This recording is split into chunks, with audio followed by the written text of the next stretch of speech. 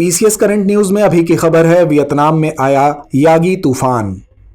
हाल ही में वियतनाम में तूफान यागी आया है, जिसके बाद अधिकारियों ने यहां भारी बारिश और बाढ़ की चेतावनी जारी की है। बता दें कि इस तूफान के कारण वियतनाम के उत्तरी हिस्से में अभी तक 14 लोगों की मौत हो गई और 176 लोग घायल हो गए हैं। तो आइए जानते हैं तूफान या टाइफून यागी के बारे में। यह पिछले एक दशक में वियतनाम में आए सबसे शक्तिशाली तूफानों में से एक है। यह वियतनाम के उत्तरीय तटीय प्रांत क्वांग निन्ह और हाइफोंग में 203 किलोमीटर प्रति घंटा यानी 126 मील प्रति घंटे की रफ्तार से पहुंचा था।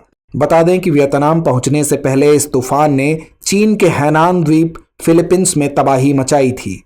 इस तूफान के कारण चीन के हैनान द्वीप से करीब 4 लाख लोगों को निकाला गया, साथ ही ट्रेनें, नावें और उड़ानें निलंबित कर दी गई थीं। यह तूफान चीन में आने वाला वर्ष 2024 का 11वां तूफान है। आइए अब जानते हैं तूफान और टाइफून में अंतर। तूफान और टाइफून शब्द उष्णकटिबंधीय चक्रवातों के क्षेत्रीय नाम हैं।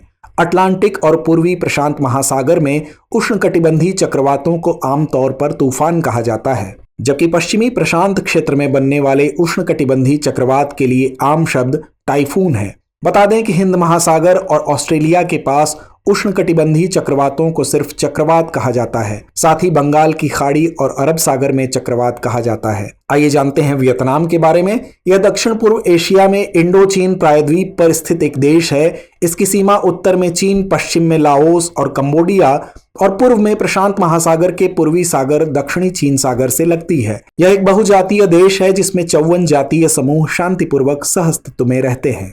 इसकी राजधानी का नाम हनोई है। तो आइए अंत में नोट करते हैं आज का अभ्यास प्रश्न।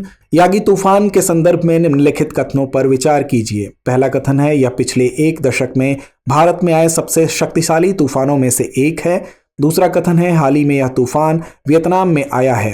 उपरोक्त में से कौन सा या कौन से कथन सही है? यहाँ विकल्प ए केवल 1, विकल्प बी केवल 2, विकल्प सी 1 और 2 दोनों, या विकल्प डी ना तो 1 ना ही 2।